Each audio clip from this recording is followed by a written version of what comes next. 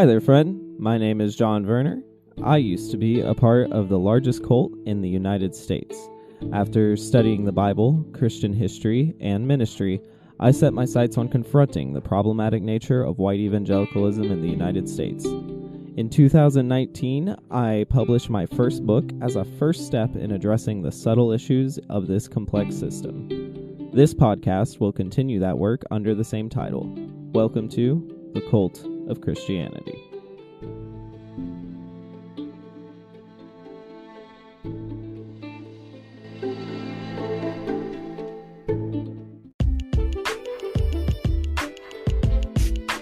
Content warning. While the cult of Christianity often deals with tough subjects regarding religious trauma and other triggering topics, some episodes may be more explicit than others. This episode contains content that may be distressing to some listeners. This may include multiple mentions of self-harm, suicide, sexual abuse, or other intense concepts. Please only listen if you are in the headspace to do so. Take care of yourself.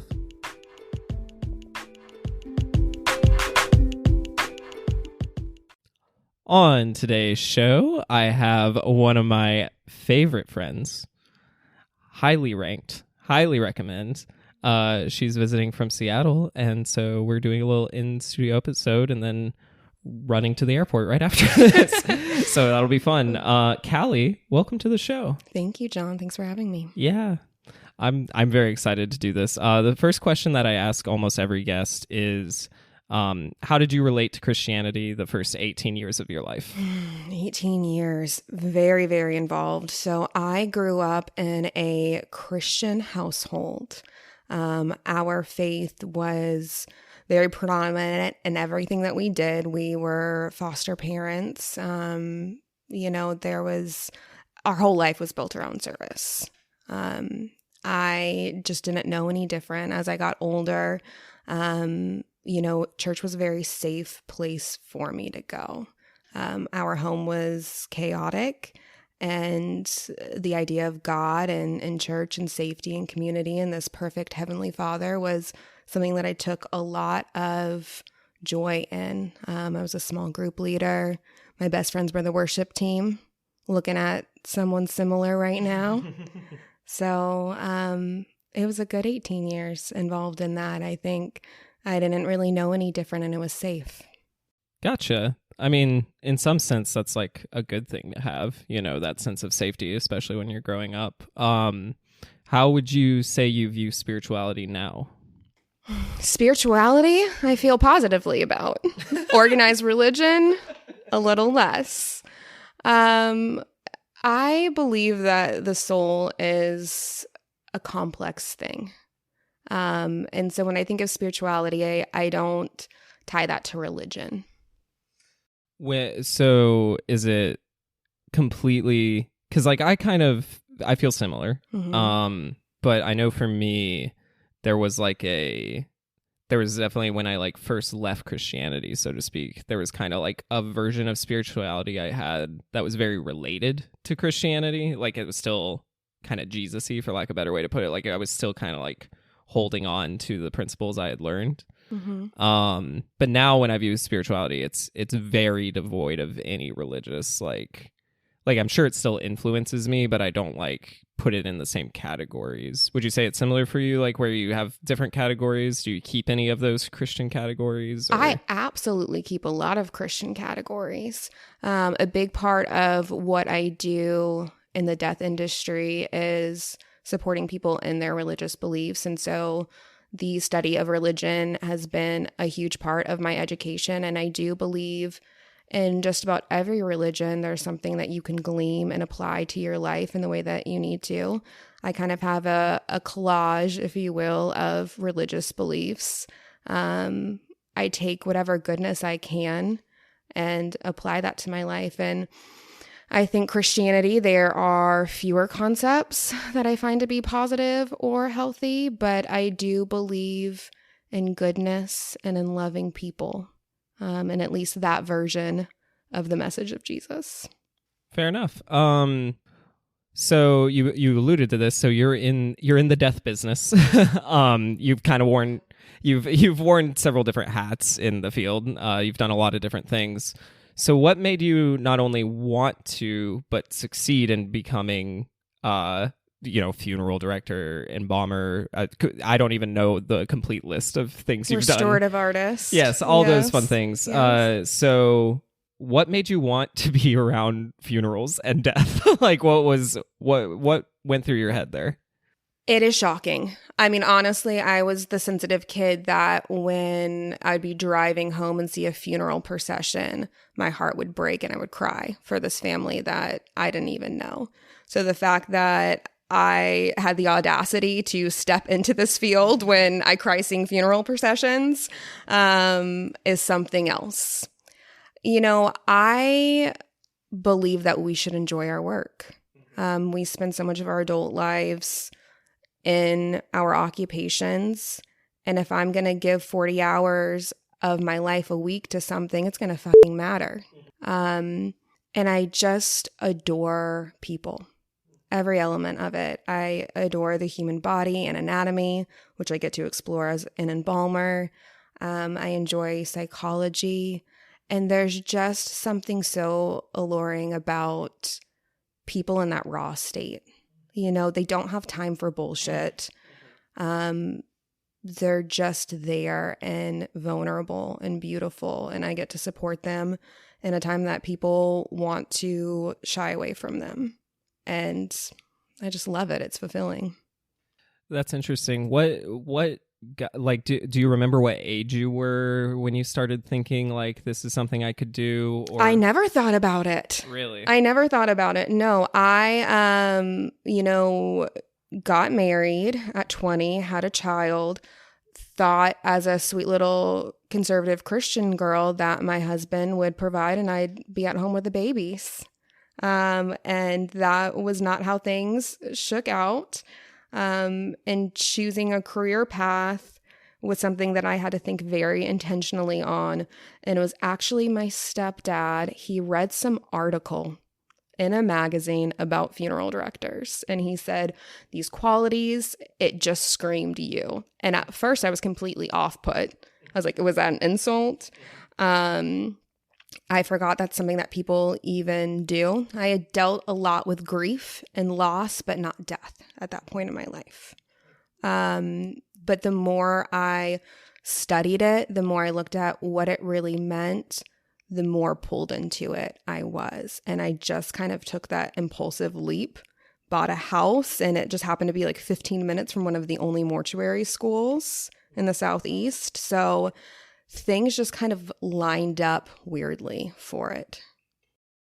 Wow, that's interesting. The only thing I can relate to is I that when you were talking about the like emotional and raw state, like I also enjoy jobs where the pretense, the bullshit drops and Yes. you get to see people real. That's why that's usually a personality type that you find in EMTs, firefighters, to some extent cops, not always. But like people who want to be there when the chips are down. Right. This is where I thrive because I get sick of the filtering. I get sick of Absolutely. the whatever. So that part makes sense. Mm-hmm. The part that's harder for me to relate to is I just know even when I have worked in fields like that, the wear and tear it does on my mental health. Sure.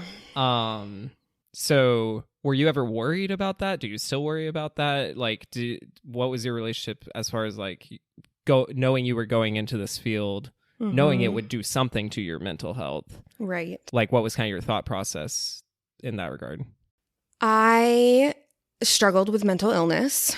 And so the heaviness of death, the severity of the things that have gone on, the depression, it's familiar. I'm not uncomfortable in it. I think just growing up in an environment where that was just a tangible feeling for me, it didn't scare me. I know how to navigate that. I know how to feel that and go through those motions and still keep my head up and move forward and help and love.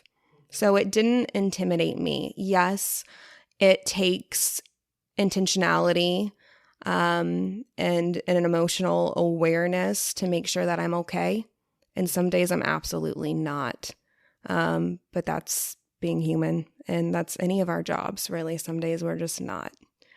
So I know that that's what most people say, like I could never do it, and it's because of that emotional element, but I don't have a good answer for it. I have a superpower. I'm bad at. Yes, you are. I agree there. You mentioned earlier, like, not dealing maybe with too much loss, but dealing with a lot of grief. So how, because I've spoken to you off air about, me having gone to a lot of funerals when I was younger, and like having kind of very intense vitriol experiences very young, and it's very formative for me going to funerals. I mean, before I was 18, I went to a funeral every year of my life. So like I had certainly have my perceptions of death. Right. How did you perceive death growing up? Obviously, Christianity had a very strong influence on how I perceive death. And even going into the industry, I still identified as Christian, which I'm sure gave me some sort of peace, right? Some sort of answers. I was comfortable with death. In Christianity, we have to push ourselves into believing concepts like the Trinity, things that are complete. Am I allowed to say mind fuck? Things that are complete mind fuck. And frankly, death is a complete mind fuck. It is this permanent thing. How do we grasp eternity and permanency? Like it's a mind fuck. And so I would like to believe I have a degree of humility, and I just know I don't understand what I don't understand, and I'm comfortable in it. And death is one of those things, and I think always has been. To tell you the truth, I think a lot of people want to hear me say that my perception of death has changed getting into this industry, but it hasn't. I'm not going to sit here and tell you that I'm more comfortable with it. That I'm more at peace with it. To be honest with you, I'm probably less at peace with it being in the industry, because I have to really see and feel and think about the impacts of it on a regular basis. I can't just push it to the side as this thing that's not real. That sounds exhausting to me. It can be. Just because, like, this is slightly related, but slightly not. When I was in Bible college, like I would joke with people that my homework was existential dread. Yeah. Because I'm like thinking of those concepts. I'm thinking of eternity. Right. How could a good God allow evil to happen? That was what I was writing papers about every day. So like it was kind of heavy to be like doing that, for 4 years. And so, I mean, being around death, being around any kind of tragedy, any kind of job where you're just doing that, like, I assume there's some numbing to it to some extent, just to get through the day here and there. Maybe not for you, but I know other people who work in those jobs kind of, they have their way to function in light of the heaviness of what they're dealing with. When you start numbing is when you start fucking sucking at your job. The families can feel it, I believe that, yeah. Yeah, if you turn off that empathy, they know it and they feel it, and you're not helping. I mean, of course, there needs to be some boundaries and you have to protect yourself to a degree, but you kind of have to let yourself feel it. Yeah. So would you say maybe not just with the job, but like, you've alluded that you don't identify as Christian anymore. Mm-hmm. Did that change your perception of death at all? Because obviously Christians have a very like clear-cut version of what happens when someone dies. Mm-hmm. Even though there's some disagreements with Christians, but in general, it's kind of the heaven and hell stuff. I mean, and, with some exceptions here or there. But going from that to, well, I don't know what your Christian life was like. Maybe you didn't think about that too much, or that wasn't a hard line for you. I don't know, but not necessarily just working in the field, but going from Christian to not Christian. Did you have a perception change? I did.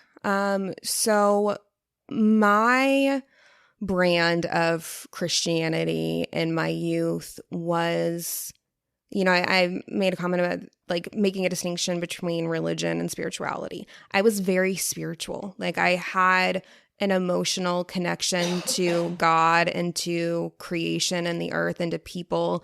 And it wasn't so Bible study heavy. It wasn't strict rules. It really was what I felt like was a relationship. A relationship, not a religion. Yes. Yes, I fell into that. I went to a non-denominational church. And so there came a point in my late teens, probably about 18, where I was like, I claim to be a Christian. I claim that the Bible is the light upon my feet. I have not read this thing. How can I? That's wrong. Logic starts coming in.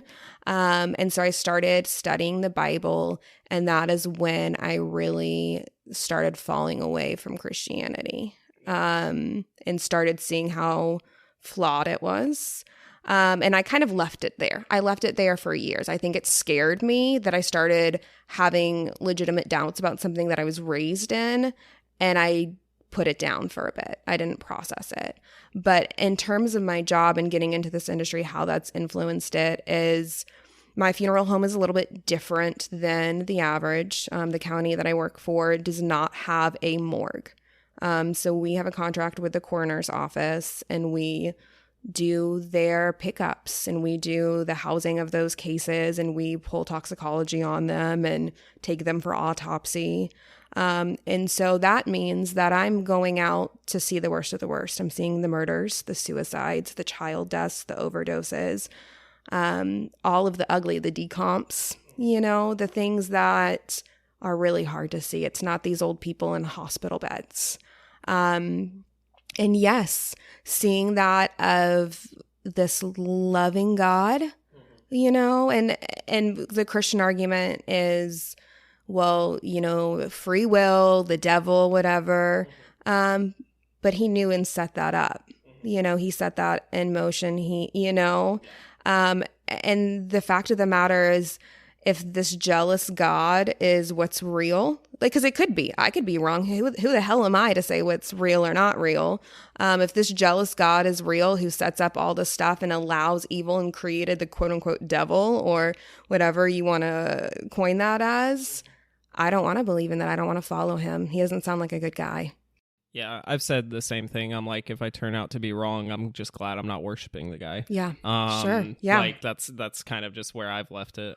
Well, thank you for sharing about your personal life, and like being willing to talk about all that. Never a problem. Never a problem with you. Kind of, this is a very broad question, so go whichever direction you want. But just thinking about American culture specifically. Boy. What are some of your initial thoughts about how Americans treat death?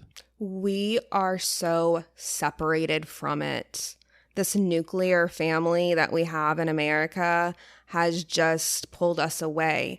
And we can look at it like death or racism or whatever. The unknown, the unfamiliar, if we're not educated, then it's scary.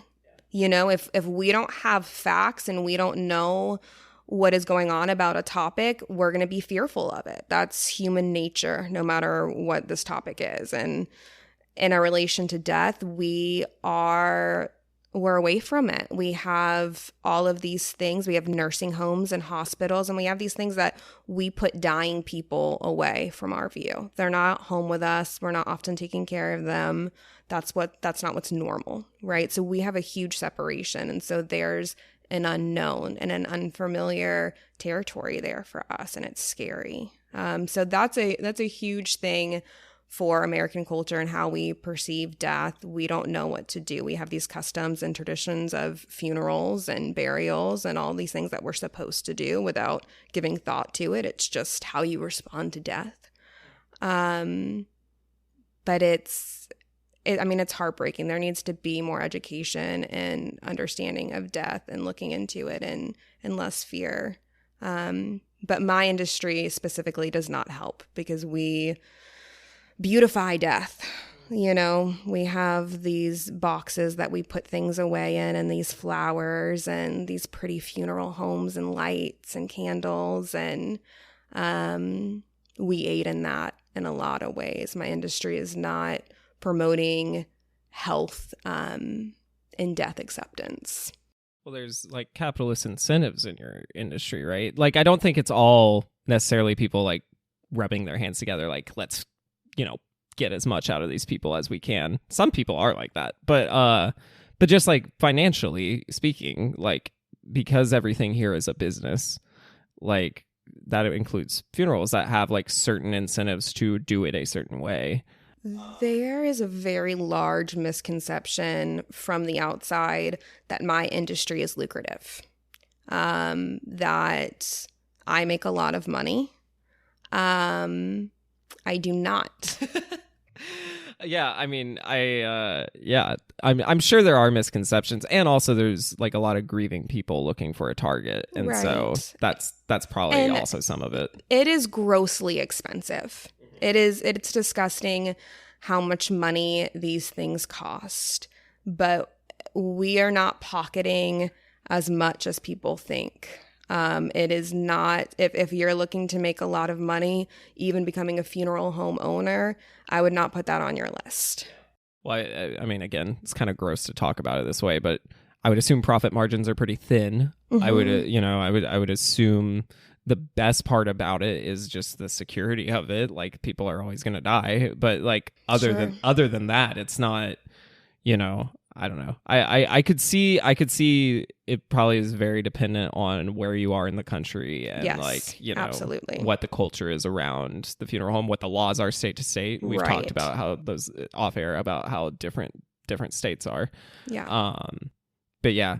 So because that would probably be ignorant me. Like, I would be like, oh, American culture, like that's probably our biggest problem systemically, is like, oh, we have financial incentives that don't necessarily like I always joke, capitalism doesn't factor in trauma. Mm-hmm. Like, it just doesn't have a mechanism for recognizing trauma. But I think you are also nailing it with fear. That would be the other thing that comes to mind. We're just afraid of it. Right. I want to talk about that more, actually. Why are we afraid of death? Is it very natural? Is it simply because we like being alive? Or like, is there more to it than what that? Negative feelings are we not afraid of? Yeah. Boredom, complacency. We live in this instant world where we can get our dopamine hits off of anything and everything. Any unpleasant feeling, like I said, just boredom, something so simple. We can't handle it. We don't want to be uncomfortable. We live in excess. We live in comfort.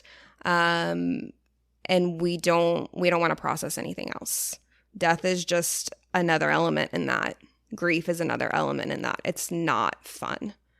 And the thing about grief, unlike other emotions, is that it's not something that comes up and then goes away. It's always present. You don't just...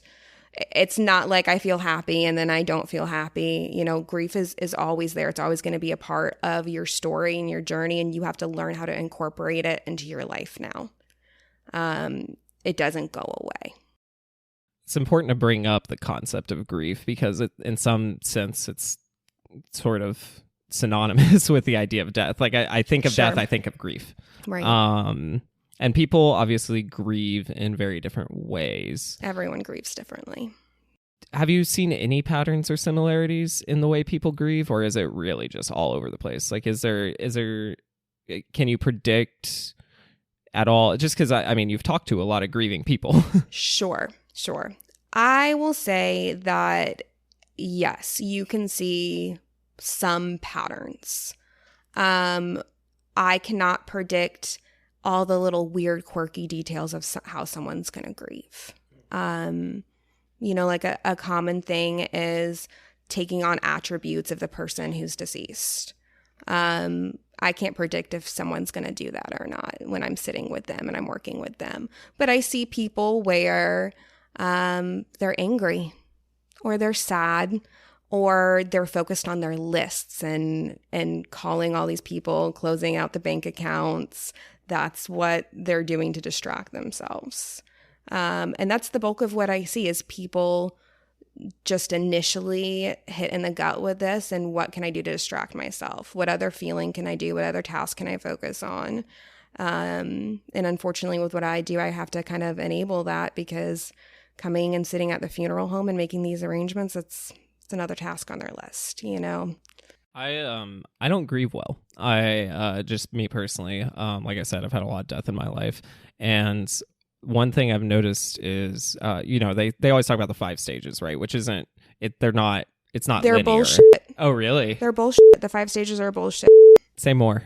Say more. Okay. Well, so the 5 stages, that is Kubler-Ross.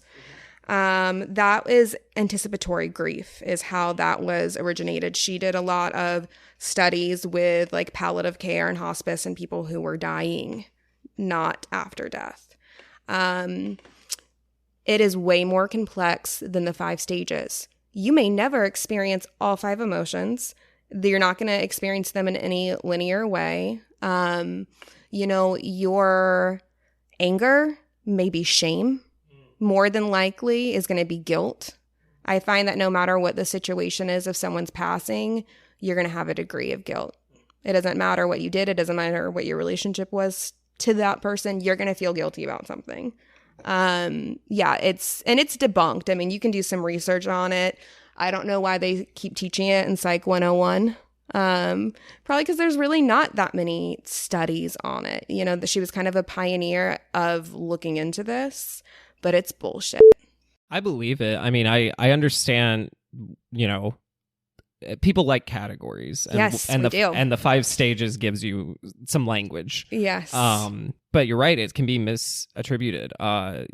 And like I've shared enough on this podcast. I'll say this: I've had the feeling of jealousy. Sure. When someone dies. Sure. That's not in the 5 stages. No. Hey, totally normal, John. Yeah. Well, yeah, but that's a complex emotion to feel about, because then you're like, am I centering myself in this? Like, am I messed up? You have those like internal, like, what is wrong with me kind of questions when you go through grief. Mm-hmm. But the only thing that I think is huge that we've already alluded to that is probably accurate of the 5 stages is denial. That's when I have accidentally been in denial, and I very intentionally have been in denial. There's certain deaths I have yet to grieve that are years old at this point. And that's intentional. And that's, you're grieving them. You just aren't looking at how that's popping up in your life. Right. It probably does show up. Well, I know it shows up. I was in a therapy session once, and my therapist asked, I started crying about a friend who had passed away. And she was like, do you have people you can do this with besides me? Which at first I was like, what, you want me to stop? But she's like, no. She's just like, this feels like this is the first time you're saying what you're saying right now. Mm-hmm. And I was like, yeah, it is. And I think it goes to show, like, one thing I know is huge in that is you don't want to bring other people down when you're grieving. Like, there's like this desire to not, like, I don't want to hurt someone else. I don't want someone to empathize with me right now because this hurts, and I don't want them to feel the hurt I'm feeling. Mm-hmm. Savior complex. Yeah, of course. Mm-hmm. Yeah, I'm a white guy with a beard. Of course, I have a savior. Of course, I have a savior complex.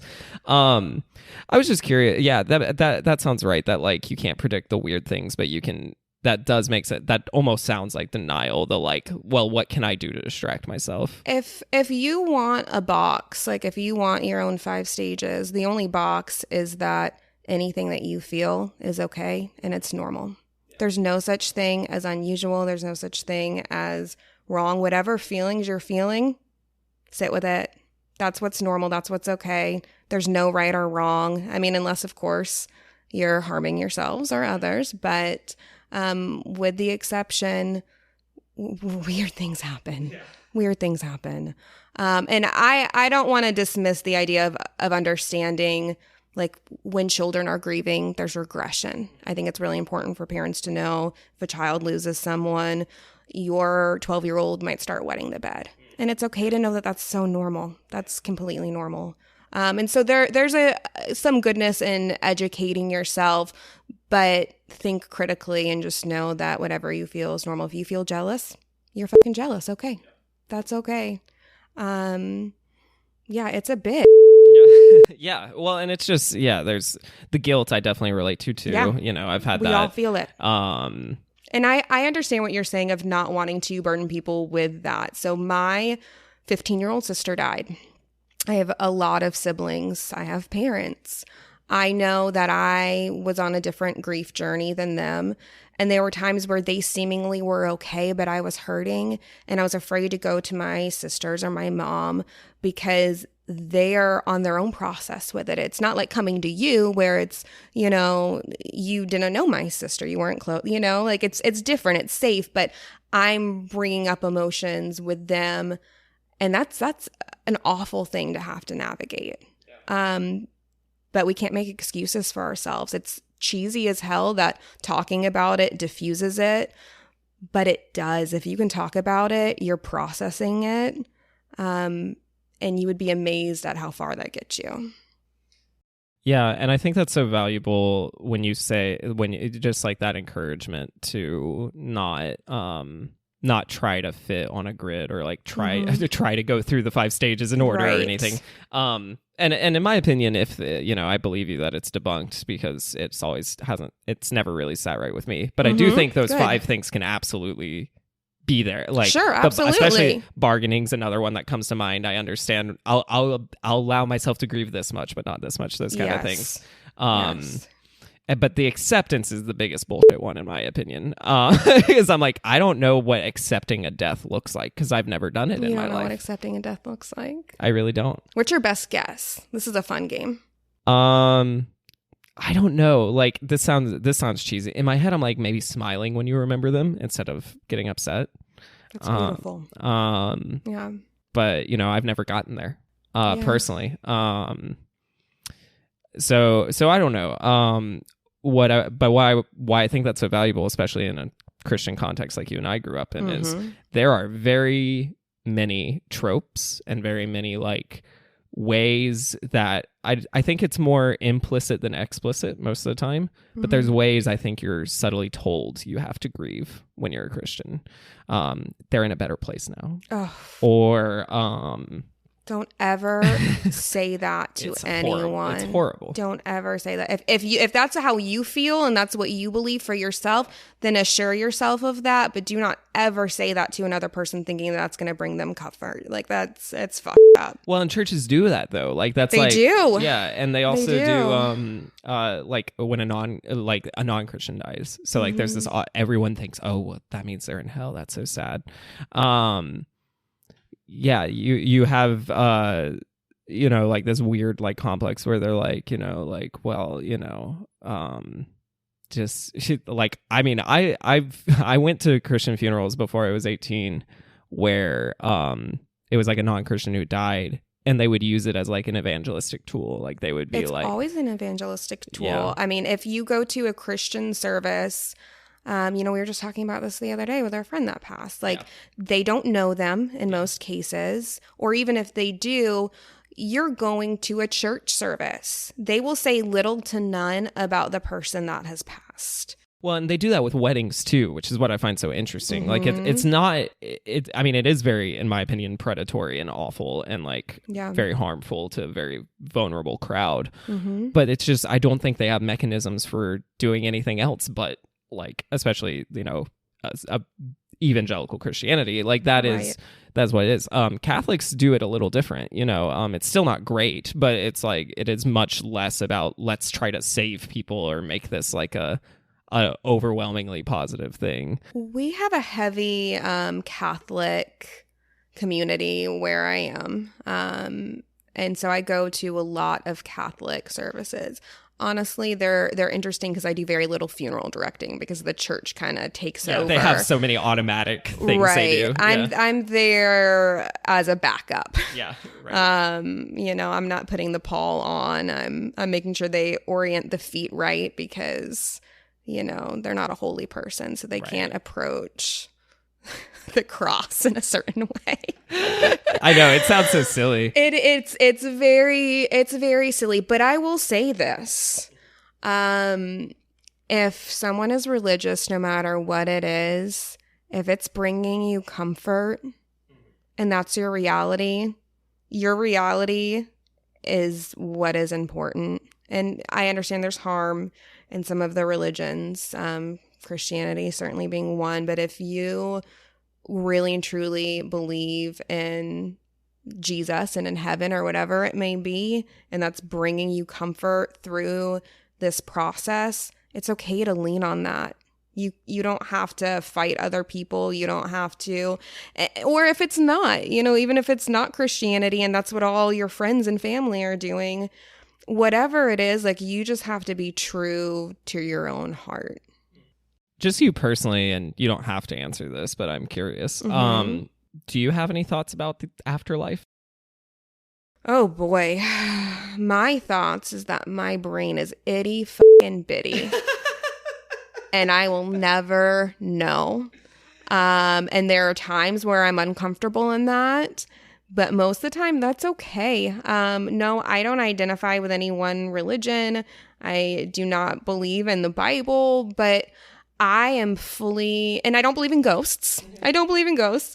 I could be wrong about all of those things. And okay, if I am, all I can do is my best. It's a complicated thing, but it's a gift for me because it allows me to be open and understanding and loving and meet people where they are. They can come in and be Muslim. They can come in and be Christian. They can come in and be Wiccan. They can come in and be whatever they need to be with me. And I accept their reality and I accept their truth because I know that they could be right about the afterlife. They could be right about spirits. They could be right about whatever it is. And I will never know, and that is okay. Yeah. I'm just going to keep loving. Yeah, no, it's one of the biggest reliefs for me of not being a Christian anymore is not giving a shit. Right. I don't have to decide whether or not you're going to hell. And you know what? We were never supposed to. That was never our job in Christianity. The church made us think that it was. Yeah, it's a horrible thing to do, in my opinion, to like, especially when it comes to children. But most people will go their whole life without being in the same like space as, I mean, they'll be in the same room as a dead body, like at a funeral maybe. But like, there's a lot of people who will never be around dead bodies that aren't their relatives, that aren't, whatever. Right. Is there something to be gained from being around corpses? I mean, do you feel connected to the people? Do you? Oh boy, how weird do you want me to get? Yeah, you can get. I mean, I don't like the really gross stuff, but more so like you have to respect them. Obviously, like just that's the correct demeanor is like being respectful. It's impossible not to. Yeah. Logically, again, because I don't believe in ghosts. Logically, there's not a human soul there anymore, right? Yeah. But I have a primitive brain and I'm looking at a human face and a human body. And so I can't help it. I'll give my short answer and then I'll go into my long, creepy answer. It's like gardening, or cooking. You like cooking. Yeah. There are some things that just sate some really weird fire in you that you kind of didn't know was there. And I get that feeling when I garden of like having my hands in the dirt and growing something and watching it come to life. And I think that it is primitive. When I care for these dead bodies, it gives me that same overwhelming peace and like I'm doing something that I was meant to do. And I don't think that's an individually me thing. I think that we were meant to care for our dead. Neanderthals did. One of the things I like to tell, it's one of the coolest informations I learned is like before we were, Homo erectus or whatever, like Neanderthals had rituals and relics and would bury their dead with things. And there's still some animals that do the same thing that have rituals when they die. I think that's like important because especially for coming from someone like me who's like Christianity is a cult and like sometimes people hear the word cult and they think I'm anti-ritual. Sure. And I'm not. I'm actually like rituals are really important. Yeah, there's a huge distinction. Yeah, and I'm against people forcing rituals upon people. Absolutely. But I'm like, no, like rituals can be so important. Yeah. To me, just they're actually very natural and like should be protected. So, just wanted to chime in with that because that's interesting to me. But yeah, so it sounds like you almost have some rituals kind of personally that you're. Yes, I have my steps, but no, my job is one of those jobs that I think shouldn't exist. I mean, they've created all this bureaucracy and red tape and health concerns. Oh my goodness. But no, we were meant to take care of our dead. We were meant to do those things. And that's where a lot of our ability to process and grieve and heal comes from, is our involvement. And when we've unattached ourselves from this, and you rely on a funeral director for everything. Do you need to get your phone? No, I don't. I just don't know where it is. I heard it ringing, and I'm like, is it a cat? It is. Meow, meow, meow. It meows. Yeah. Oh my God. Yes. So that's like my short answer, is that it does like sate some sort of weird primitive desire in me. But the long answer, that's maybe a little more creepy, is I get so attached to these bodies. There are often times where I'm the one who's done the quote unquote removal. It's an ugly term. I'm sorry. It's what we call it, where I'm going and picking up the body from wherever they passed away and bringing them to the funeral home. I see them every day. I'm moving them in and out of the coolers to get to other bodies. But the biggest thing is that I'm sitting down with their family. And I'm sure I've given you this analogy before. Like when you have a friend, like friends I got to meet of yours this week, right? Yeah. I met them and like, I feel like I already know you. I already have a love for you just because I've heard about you from John, and I already have a connection to you. I've never met you before. I feel that way with these people who have passed away. I'm sitting down with their families.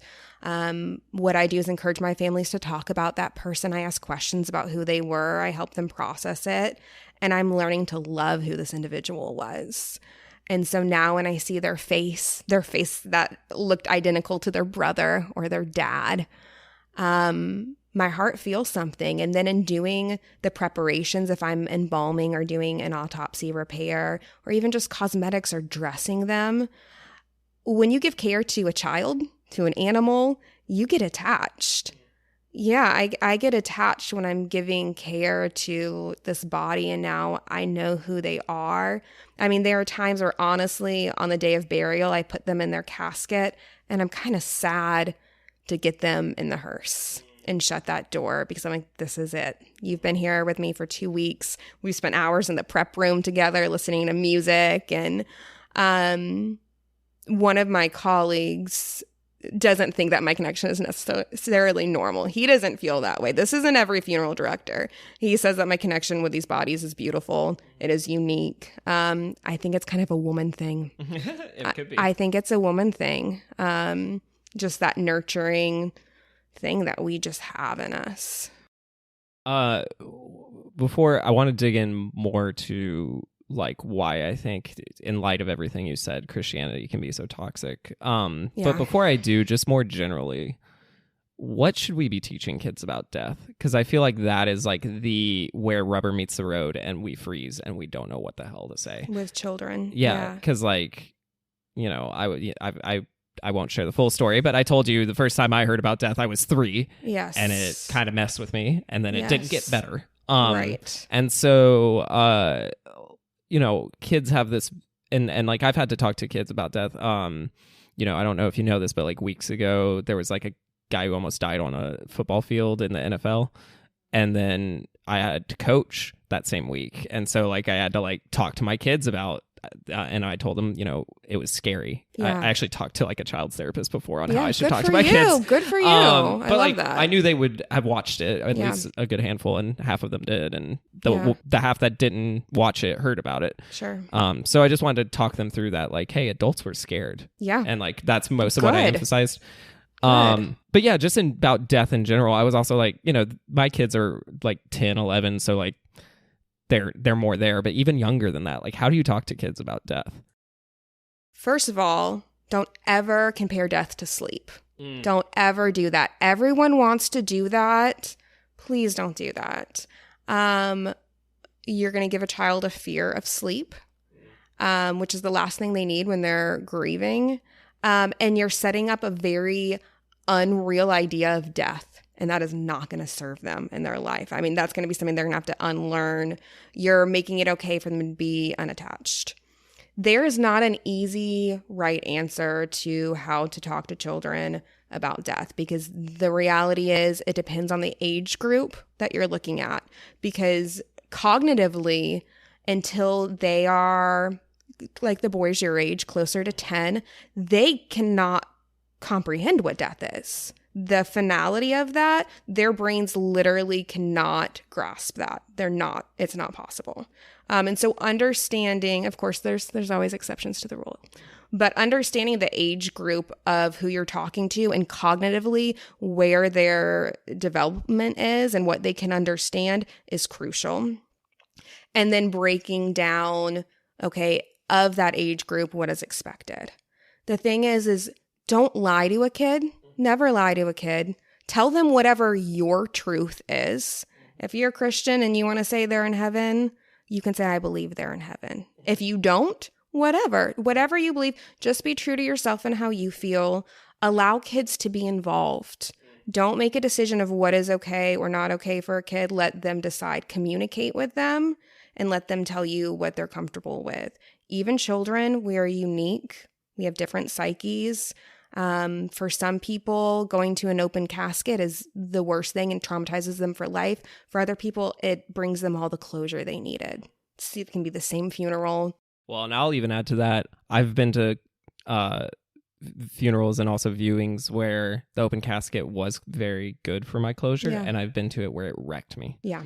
So even one person can have two different reactions. Absolutely. It depends, and that's another thing for adults and children alike. It depends on the nature of the relationship. Did we lose a cousin or a grandparent, or did we lose a sibling or someone else? That makes a huge difference in all of our grieving the nature of the relationship.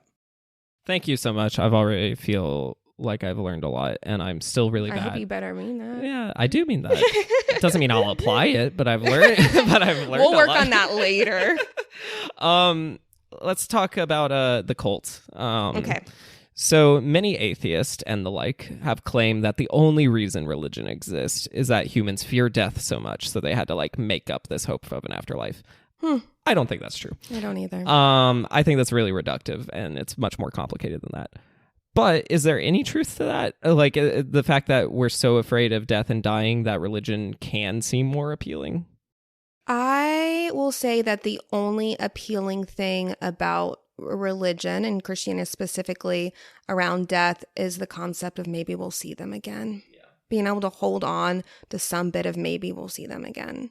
For me, as someone who was Christian and has come away from that, I feel a little bit better about death, right? Because I don't have to wrestle with heaven or hell. Right. That's not on my mind. I'm not worried about if this person is in a lake of fire, right. So I actually feel better being outside of religion with the concept of death. But yeah, I think that's really the only element. We can say heaven, whatever, but it makes no difference if they're in a non-existent state or they're in heaven. I think it's just we might see them again. We want that. Yeah, I agree. And that's probably the hard part, right? Like I said, I mostly feel better for the same reasons. I'm not wondering about heaven v hell. But I miss when my granddad died. I had this just hope, and now I don't have that hope.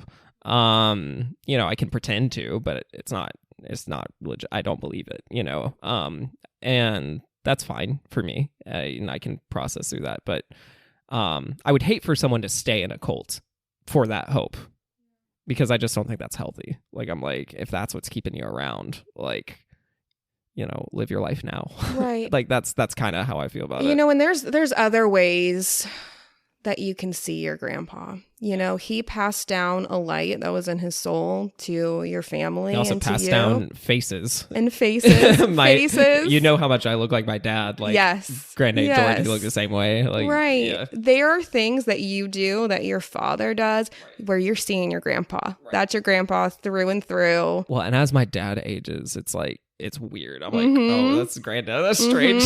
Yes. You're still seeing him. Yeah, for sure. So there are ways to maybe not hope but comfort. Yes. Yeah, that you can do otherwise. I also do think Christians speak about afterlife too much. It's too big an influence of Yeah, it's like a manipulation tactic of do this or else. Yeah. Or do this and then get, all the riches of heaven. Well, and this is on that note, I think that's, in my opinion, or at least the version of Christianity I was in, it made it sound like dying was better than living. Right? Yeah. Like if is this what we're believing? Yeah, that sounds dope. Yeah. And that, yikes. Right? Yeah. Like seriously, like I'm like, people have, people who agree with me that Christianity is a cult will sometimes add the word death. They'll say it's a death cult. And like there's some truth to that, to die is gain is like a phrase that's like thrown around. And then like, it's like there'll be no more tears. There's all these like tropes that come with Christianity that I'm like, why aren't we suicidal by nature? Like, aren't because we? Well, and I was too. And so like you kind of wonder how much I think we are suicidal. Yeah. I think we might be. So yeah, I don't know. I just like, do you see that problem ever play out in your field? Yes. But that again kind of comes down to the way that someone's grieving. It's a really overwhelming feeling, and anything that we can do to get away from it, including killing ourselves and being reunited with them. Yeah, I've heard it. Yeah, I've heard it before. That's rough. Yeah. And like, I don't know. I feel like, so we've talked about how American culture is kind of inept. Like we like to push it all away. I think Christians are even worse. Like, because I think there's a sense of we're not only pushing away like the uncomfortability of grieving and we're not caring for our dead. We're kind of or Christians kind of have deluded themselves into thinking, well, this is the best thing for them. And that's just like a weird kind of mindfuck thing to do to not only a person, but culturally it affects all of society. Because I mean, there's many people who aren't Christians who have funerals in churches. Like there's this whole, and I don't know, it becomes to me like an actually really big problem and not a small one. Our lives are supposed to be about Jesus. And so our deaths are going to be about Jesus too. Yeah. And it is a shame to see, as Christian people, they have all the cards they can pull out of their back pocket of, they're in a better place, or they're not suffering anymore. They're with the Lord, or their body is whole and perfect. And, it makes it very easy for us to not process and not deal with it. And that's where the mess comes in. Agreed. And where it becomes cultish in my worldview, feel free to disagree. I feel like we're agreeing too much. I want to like argue with you. Yeah, let's say so. Well, we usually argue, so I'm just like, what is this? That's because you're being too accepting of my acceptance of Christianity. You're usually giving me a little more push against the fact I don't think you're that well, at least in this conversation. So ultimately, this is what I think. I think a worldview that expects everything to be made right after death is going to be apathetic at best. And when it comes to making life better here, they won't do it. And my theory is, this is where I'm kind of conspiracy hat territory. Love it. My theory is that cult leaders benefit from cult followers who are apathetic and disinterested in fighting for a better world. Because if they don't want to fight for a better world, they think they need you. And so it's all about kind of creating a demand. And so cult leaders need death to sound good for them to continue to make other people's life miserable. That's some dark shit. Yeah. What do you think? Am I crazy, or is that really happening? Oh, I'm sure that happens somewhere. Do I think that's the bulk of it? No. What and you would know more than me because you're seeing it more. I do. There's probably some really raw, real denial, just inability to grieve stuff. I'm very aware that there's self-sustaining things. There's not always intention. I'm talking about like subconscious intention, though. The pastors, I mean, I work very closely with clergy members because we're the players at the funeral. Like, it's the funeral director and the clergy. Like, we're the ones running the show. And then, of course, our decedent. But no, it's about us because that's what it's going to look like. They hate doing funerals. They hate it. I mean, unless, and the thing is, it's never someone that really knew them. If you're having a service where we're talking about who Jimmy was, then Jimmy's parents and friends and family are going to be the ones talking. It's not going to be a clergy member. If a clergy is there, they don't want to be. They do not like doing funerals. I've never met one that was happy to do it. It freaks them out because they're scared of death too. And it's a lot of pressure, which is funny because they should be used to giving their performance. I think they're scared to talk about something so heavy because people fall away from religion in these instances a lot. It really makes them question things that they were not questioning before. And I think it's intimidating for most clergy people that I've had the privilege to talk to. So why don't you agree with me? That sounds confirming to me, because what I hear, I'm not trying to cast them as villains per se. I don't think they want to. I believe you and am with you that there's like a systemic issue. I think that there are well-intended hearts. I don't think every person who is a pastor is malicious or evil. I think there are people who really want to be doing good, and they got caught up in something, and they're brainwashed. Well, I agree, especially with the good intentions. Where I get tripped up is I'm like, what is that? The path to hell was like paved of good intentions. Yeah, exactly. That? I don't know, probably some religious freak, but I remember like having this moment where it kind of was like, because I studied to be a pastor, and I was in class with people who studied to be pastors. I really respected that about you, actually. Oh, gross. I did. I was like, get it, man. Yeah, I mean, I took it seriously, right? And I said this to you the other day. I still think that if God is real, that you are doing his work right now. Yeah. Tearing this shit down and breaking down the evil things at play in the church. Mm-hmm. If Jesus is real and all that's factual, you're doing good work. Well, thank you. I'll take it. I'll take it tongue in cheek. But yeah, I agree there were the good intentions, but the thing is, I still think that creates this culture of like you said, a lot of people do lose their faith after a death, and like a lot of people do start to, deconstruct what they once believed, when there's a life-altering death that happens in their life. I think pastors want death to be not what it is. Like, I think they want it to be like this happy thing, so that when it happens, they're kind of inoculated to it. And that's what they want. Yeah, they want you to celebrate. They want to focus on the good. You can't jump to acceptance. I think you were right about acceptance and what it looks like of being able to, there are times where I think about my sister and I laugh and I smile, and there's times where I still break down and cry, and that's okay. But yeah, to get to a point where like you have happy memories about them and it's not, all about their death. But yeah, they want to focus on the good, and you can't just jump to that. Yeah. You can't just jump to that. Yeah. We need to go to the airport. We need to go to the airport. You can make me some coffee. Yeah, I'll make you some coffee.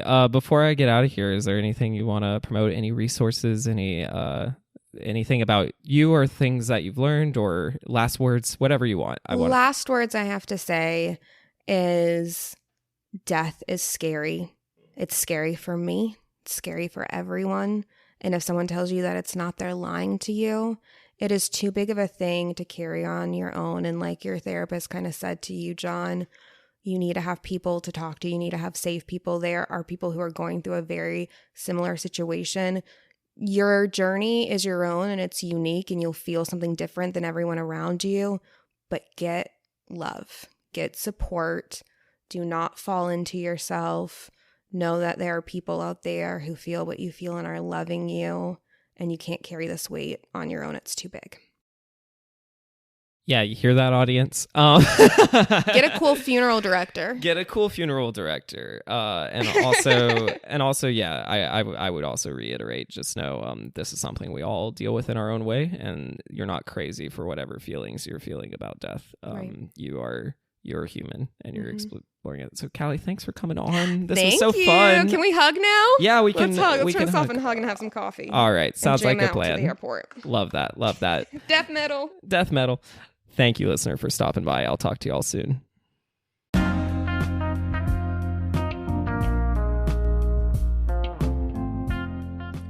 If you'd like to learn more about this podcast or other work I'm doing, go to thecultofchristianity.com. If you'd like to support this podcast, listen, follow, share, and consider subscribing for $5 through Spotify for additional content, or give as much or as little as you can to support this work through links in the show's notes. Every dollar helps further this important discussion as well as start other exciting projects. Thanks for listening, and remember to keep love in your life, hope in your heart, and searching in your soul.